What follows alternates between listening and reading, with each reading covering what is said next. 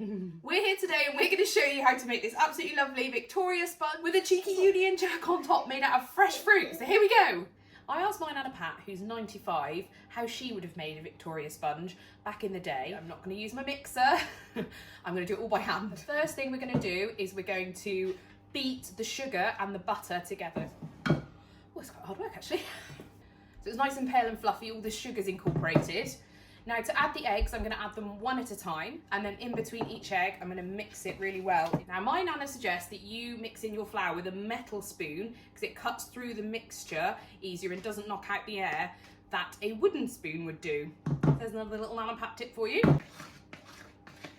Oops.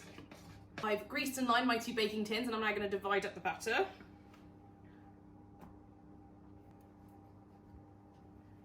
You want to bake them on about 170 degrees fan, 190 conventional, for about 20 to 25 minutes. Our sponges are cooled and they're...